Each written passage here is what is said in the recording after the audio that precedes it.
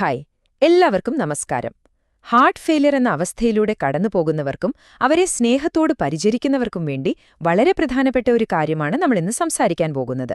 ഒരുപാട് പേരെ കുഴപ്പിക്കുന്ന ഒരു വലിയ സംശയത്തിന് നമുക്കിന്നൊരു വ്യക്തമായ ഉത്തരം കണ്ടെത്താം. ഇതാണ് ആ ചോദ്യം. ഡോക്ടർ തന്ന മരുന്ന് കഴിച്ചു തുടങ്ങി, ബിപിയൊക്കെ നോക്കിയപ്പോൾ അത് നോർമലായി.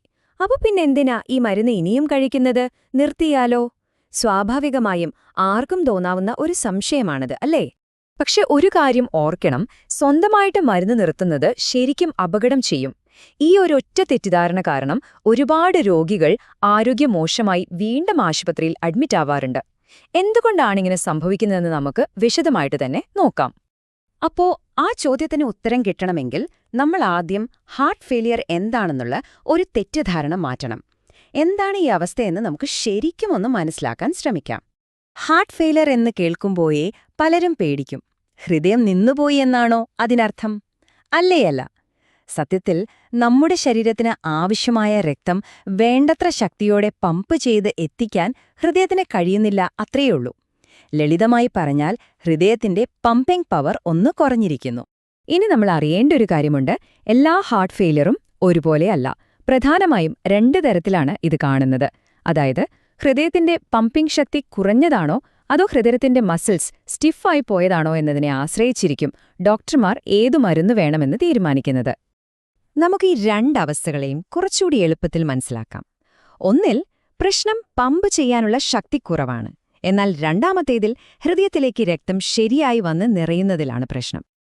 ആദ്യത്തെ പ്രശ്നമാണ് ദുർബലമായ പമ്പ്, അല്ലെങ്കിൽ ഡോക്ടർമാർ പറയുന്ന HFrEF. ഇവിടെ ഹൃദയത്തിന്റെ മസിൽസ് വീക്കായി പോകും. അതുകൊണ്ട് അതിന് ശക്തിയായി രക്തം പുറത്തേക്ക് തള്ളാൻ പറ്റില്ല. സാധാരണയായി ഹാർട്ട് അറ്റാക്കൊക്കെ വന്നവർക്കാണ് ഈ അവസ്ഥ കൂടുതലായിട്ട് കാണുന്നത്. ശ്വാസമുട്ടലും ഒരു രക്ഷയുമില്ലാത്ത ക്ഷീണവുമാണ് ഇതിന്റെ പ്രധാന ലക്ഷണങ്ങൾ. ഇനി രണ്ടാമത്തെ അവസ്ഥ മുറുകിയ ഹൃദയം, അതായത് HFpF. ഇവിടെ ചിലപ്പോൾ പമ്പിംഗ് ശക്തിക്ക് കുഴപ്പമൊന്നും കാണില്ല, പക്ഷേ ഹൃദയത്തിന്റെ മസിൽസ് ഭയങ്കര സ്റ്റിഫായിരിക്കും. അതുകൊണ്ട് രക്തം ശരിക്കും വന്ന് നിറയാൻ അതിന് സാധിക്കില്ല. പ്രായമായവരിലും ഒരുപാട് കാലമായി ഷുഗറും പ്രഷറുമുള്ളവരിലുമാണ് ഇത് സാധാരണയായി കാണുന്നത്. ശരി, ഇനി നമുക്ക് ഏറ്റവും പ്രധാനപ്പെട്ട ഭാഗത്തേക്ക് വരാം. ഈ അവസ്ഥകളിൽ ഡോക്ടർമാർ തരുന്ന മരുന്നുകൾ യഥാർത്ഥത്തിൽ എന്താണ് ചെയ്യുന്നത്?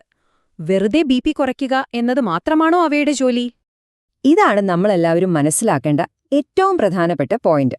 ഹാർട്ട് ഫെയിലിയറിനു വേണ്ടി തരുന്ന മരുന്നുകൾ വെറും ബിപി കുറയ്ക്കാനുള്ള ഗുളികകളല്ല. അവ നിങ്ങളുടെ ഹൃദയത്തെ സംരക്ഷിക്കുന്ന, നിങ്ങളുടെ ജീവൻ നിലനിർത്താൻ സഹായിക്കുന്ന മരുന്നുകളാണ്. പണ്ടൊക്കെ ഈ മരുന്നുകളിൽ പലതും ബിപി കുറയ്ക്കാൻ ഉപയോഗിച്ചിരുന്നതുകൊണ്ടാണ് പലർക്കും ഈ ഒരു സംശയം വരുന്നത്. ഈ മരുന്നുകളെല്ലാം ഒരുമിച്ച് ഒരു ടീമായിട്ടാണ് പ്രവർത്തിക്കുന്നത് എന്ന് വിചാരിച്ചാൽ മതി. ചില മരുന്നുകൾ ഹൃദയത്തിന്റെ അമിതഭാരം കുറച്ച് അതിനെ ഒന്ന് റിലാക്സ് ചെയ്യാൻ സഹായിക്കും. മറ്റു ചിലത് ഒരു ബ്രേക്ക് പോലെ പ്രവർത്തിച്ച് ഹൃദയമിടിപ്പ് കുറച്ച് അതിന് കുറച്ച് റെസ്റ്റ് കൊടുക്കും. പുതിയ ചില മരുന്നുകളാണെങ്കിൽ ഹൃദയത്തിന്റെ കാര്യക്ഷമത കൂട്ടി അധികം കഷ്ടപ്പാടില്ലാതെ കൂടുതൽ രക്തം പമ്പ് ചെയ്യാൻ സഹായിക്കും. ഇനിയും ചിലതുണ്ട്. അവ ഹൃദയത്തിൽ പാടുകൾ വരുന്നത് തടയും, ശരീരത്തിൽ വെള്ളം കെട്ടിനിൽക്കുന്നത് ഒഴിവാക്കും. ചുരുക്കി പറഞ്ഞാൽ, ഓരോ മരുന്നിനും നിങ്ങളുടെ ഹൃദയത്തെ സംരക്ഷിക്കാൻ ഓരോ പ്രത്യേക ജോലിയുണ്ട്. അത് ബിപി നിയന്ത്രിക്കുന്നതിനേക്കാൾ എത്രയോ പ്രധാനപ്പെട്ടതാണ്. അതുകൊണ്ടാണ് നിങ്ങളുടെ ബിപി നോർമലാണെങ്കിലും ഈ മരുന്നുകൾ തുടരണമെന്ന് ഡോക്ടർമാർ ഉറപ്പിച്ച് പറയുന്നത്. കാരണം അവ നിങ്ങളുടെ ഹൃദയം കൂടുതൽ മോശമാകാതെ നോക്കുന്നുണ്ട്, നിങ്ങളെ വീണ്ടും ആശുപത്രിയിലാകാതെ സംരക്ഷിക്കുന്നുണ്ട്, എല്ലാത്തിനുമുപരി നിങ്ങളുടെ ആയുസ്സ് കൂട്ടാൻ സഹായിക്കുന്നുണ്ട്. ഈ ഗുണങ്ങൾക്കൊന്നും നിങ്ങളുടെ ബിപി റീഡിംഗുമായി നേരിട്ടൊരു ബന്ധവുമില്ല. അതുകൊണ്ട് ഇനി നിങ്ങളുടെ ബിപി നോർമലാണെന്ന് കാണുമ്പോൾ സന്തോഷിക്കുക. അത് മരുന്ന് നിർത്താനുള്ളൊരു കാരണമല്ല, മറിച്ച് നിങ്ങളുടെ ചികിത്സ കൃത്യമായി ഫലിക്കുന്നു എന്നതിന്റെ ഏറ്റവും വലിയ തെളിവാണ്. നിങ്ങളുടെ ഹൃദയം ഇപ്പോൾ സുരക്ഷിതമാണ് എന്നാണ് അതിന്റെ അർത്ഥം. ഇപ്പോൾ നിങ്ങൾക്ക് കാര്യങ്ങളൊക്കെ വ്യക്തമായി എന്ന് വിചാരിക്കുന്നു. ഇനി നിങ്ങളുടെ ആരോഗ്യം മെച്ചപ്പെടുത്താൻ എന്തൊക്കെ കാര്യങ്ങൾ ശ്രദ്ധിക്കണമെന്ന് നോക്കാം. ഓർക്കുക, ഇതിന്റെ നിയന്ത്രണം പൂർണ്ണമായും നിങ്ങളുടെ കൈകളിലാണ്. ഏറ്റവും പ്രധാനപ്പെട്ട കാര്യം ഇതാണ്. ഇത് മനസ്സിലുറപ്പിച്ചോളൂ. നിങ്ങൾക്ക് എന്ത് സംശയമുണ്ടെങ്കിലും ഡോക്ടറുമായി സംസാരിക്കാതെ ഒരു കാരണവശാലും മരുന്നുകൾ നിർത്തുകയോ ഡോസിൽ മാറ്റം വരുത്തുകയോ ചെയ്യരുത്. ഒരു ഫോൺ കോൾ അല്ലെങ്കിൽ ഒരു ചെറിയ സംഭാഷണം മതി, ഒരുപക്ഷേ നിങ്ങളുടെ ജീവൻ തന്നെ രക്ഷിക്കാൻ. ഈ 4 കാര്യങ്ങൾ നിങ്ങളുടെ ജീവിതത്തിന്റെ ഒരു ഭാഗമാക്കാൻ ശ്രമിക്കാം. കേമോ? 1. മരുന്ന് ഒരു ദിവസവും മുടക്കരുത്. 2. ഭക്ഷണത്തിൽ ഉപ്പിന്റെ അളവ് പരമാവധി കുറയ്ക്കുക. 3.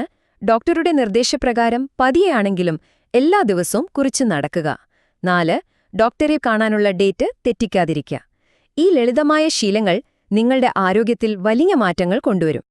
അവസാനിപ്പിക്കുമ്പോൾ ഒന്നോർക്കുക, ഹാർട്ട് ഫെയിലിയർ നമുക്ക് നിയന്ത്രിക്കാൻ കഴിയുന്നൊരവസ്ഥയാണ്. മരുന്നുകൾ മാത്രമല്ല, നിങ്ങളുടെ ജീവിതചര്യയിലെ മാറ്റങ്ങൾ കൂടിയാണ് ഇതിന്റെ യഥാർത്ഥ ചികിത്സ. നിങ്ങളുടെ ഓരോ ശരിയായ പ്രവൃത്തിയും നിങ്ങളുടെ ഹൃദയത്തെ ശക്തിപ്പെടുത്തുകയാണ്.